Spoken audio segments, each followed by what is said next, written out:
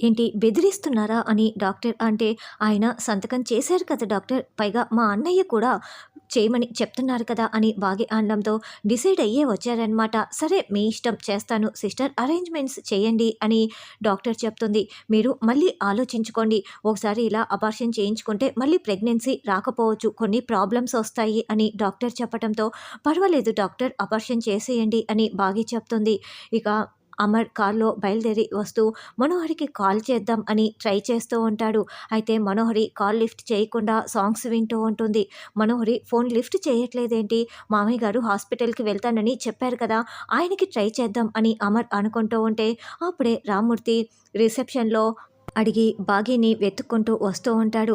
అప్పుడే రండి అరేంజ్‌మెంట్స్ మొత్తం రెడీ అయిపోయాయని డాక్టర్ బాగీని రాతుడిని తీసుకువెళ్తూ ఉంటే రామూర్తి చూసేసి అమ్మ బాగీ అని గట్టిగా పిలవటంతో బాగీ టెన్షన్ పడుతూ ఉంటుంది. ఏంటమ్మా బాగీ, నేను నీకోసం పండ్లు పూలు తీసుకొని ఇంటి దగ్గరికి వెళ్ళాను. నేను వస్తున్నానని నీకు ముందే చెప్పాను కదా రాథోడ్, బాగీకి ఎందుకు చెప్పలేదు అని. నేను అల్లుడు గారికి ఫోన్ చేశానమ్మా. అల్లుడు గారు నువ్వు ఇక్కడికి వెళ్ళావని చెప్తే నేను నేరుగా ఇక్కడికే వచ్చేసాను అని రామూర్తి అంటాడు.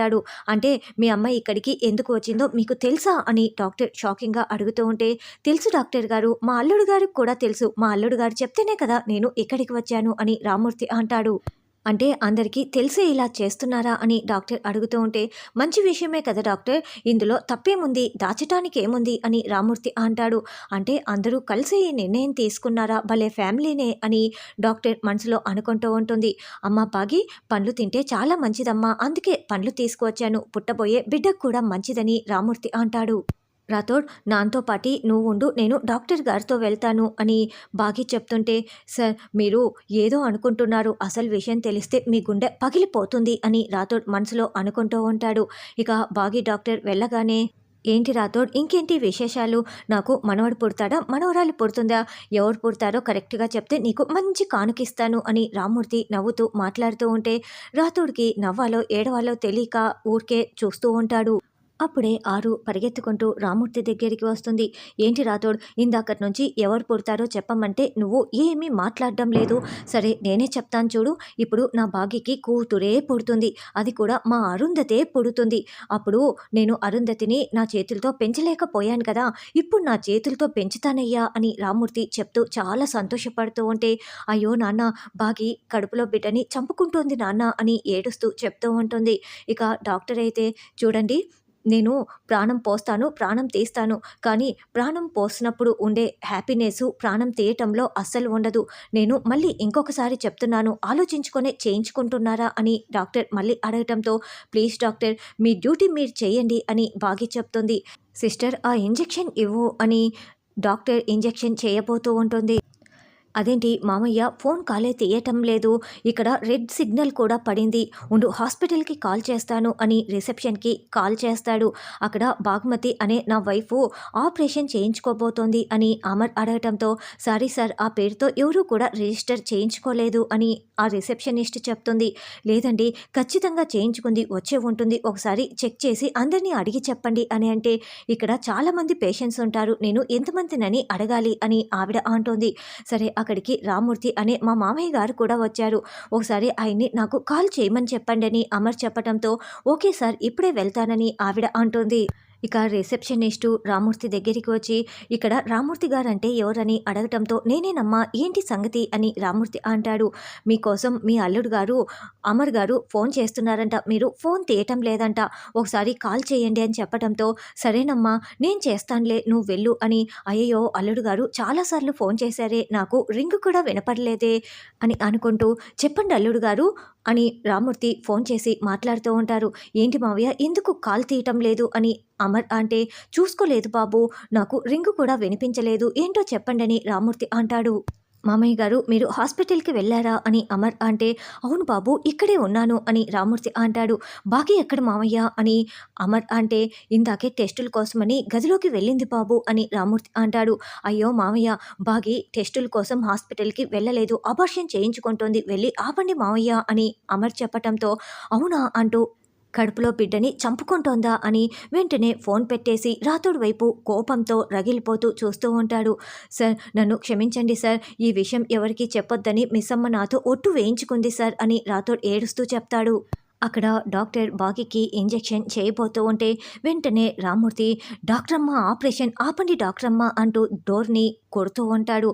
డాక్టరమ్మ ఆపరేషన్ ఆపుతారా లేదా ఆపండి ఆపండి అని కేకలు పెట్టడంతో ఇక డాక్టర్ ఒక్కసారిగా ఇంజెక్షన్ చేయకుండా ఆగిపోతుంది. ఆ అరుపులు కేకలు విన్న బాగి లేచి కూర్చుంటుంది. ఈ పాటికి బాగి కడుపులో బిడ్డ కైలాసానికి వెళ్ళి ఉంటుంది. ఇప్పుడు అది ఏడుస్తూ ఉంటుంది. లోపలికి వెళ్ళి చూడాలి అని మనోహరి కారు దిగబోతూ ఉంటే సరిగ్గా అమర్ కారు దిగి మెట్లు ఎక్కి హాస్పిటల్ లోపలికి వెళ్తూ ఉంటాడు. మై గాడ్, అమర్ ఏంటి ఇక్కడికి వచ్చాడు అని మనోహరి మెల్లగా అక్కడి నుంచి జారుకుంటుంది. బాగి ఆపరేషన్ థియేటర్ నుంచి బయటికి రాగానే రామ్మూర్తి కోపంగా బాగి వైపు చూస్తూ ఉంటే బాగి తలదించుకొని ఉంటుంది. రాథోడ్ ఆరు పక్కనే నిలబడి ఉంటారు. అప్పుడే అమర్ వెతుక్కుంటూ బాగి బాగి అంటూ అక్కడికి వస్తారు.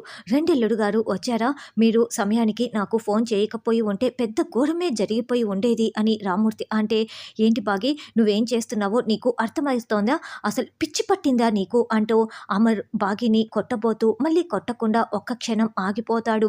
ఏమండి అంటూ ఆరు అరుస్తూ ఉంటే ఇక బాగి చాలా టెన్షన్ పడుతూ చూస్తూ ఉంటుంది. రాథోడ్, నీకు ముందే ఈ విషయం తెలుసు కదా, ఎందుకు నాతో ఒక్క మాట కూడా చెప్పలేదు అని అమర్ రగిలిపోతూ అడుగుతూ ఉంటే, క్షమించండి సార్, మిస్ అమ్మ ఎవరికి చెప్పొద్దంటూ నాతో ఒట్టు వేయించుకుంది సార్ అని రాథోడ్ అంటాడు. అసలు నీకు కడుపులో బిడ్డ భారం అయిపోయిందా? ఎందుకు ఇలాంటి పిచ్చి పని చేయాలనుకున్నావు?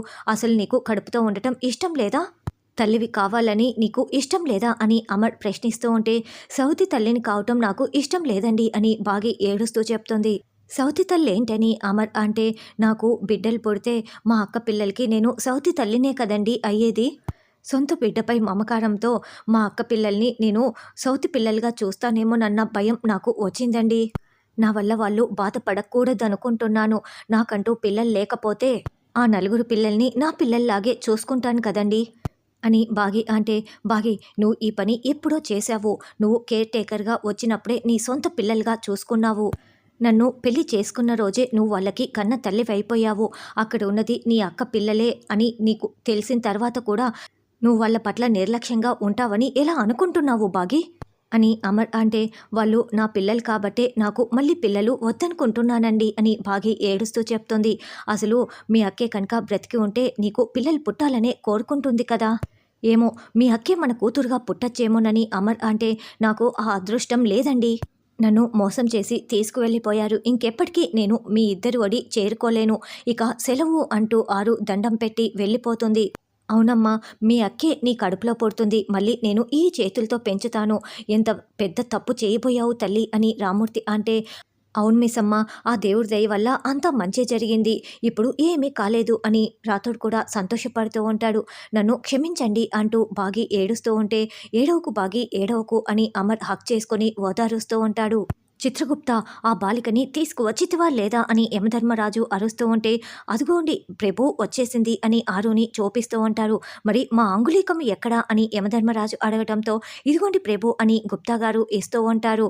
త్వరగా ఇవ్వు గుప్తా, లేకపోతే నా సతి నన్ను హింస పెడుతుంది అని యమధర్మరాజు చెప్తుంటే, మీకు ఏ బాధలు లేవన్నారు, మీ సతి బాధలు ఉన్నాయా అని ఆరు నవ్వుతూ ప్రశ్నిస్తూ ఉంటుంది. భార్య బాధలు లేనిది ఎక్కడ బాలిక, ఎక్కడైనా ఉంటాయి. అయినా కూడా మా అంతఃపురానికే వచ్చేసి దొంగతనం చేస్తావా అని యమధర్మరాజు అంటే, మీరు మా ప్రాణాలు తీయచ్చు, నేను నా చెల్లిని కాపాడుకోకూడదా? ప్రాణాలు తీయటం మీ కర్తవ్యం అయితే నా చెల్లిని కాపాడుకోవటం నా కర్తవ్యం. మీరు నా ప్రాణాలు తీసేశారు కదా అని ఆరు అంటుంది. అది మా తప్పిదము అని యమధర్మరాజు అనడంతో ఆరు షాకింగ్గా వింటూ ఉంటుంది. అంటే ఇప్పుడు ఆరు ప్రాణాల్ని పొరపాటున పైకి తీసుకువచ్చారు కాబట్టి ఇప్పుడు మళ్ళీ ఆరు కిందికి వచ్చేస్తుందా, అనామికలోకి వచ్చేస్తుందా అన్నది రానున్న ఎపిసోడ్లో తెలుసుకుందాం.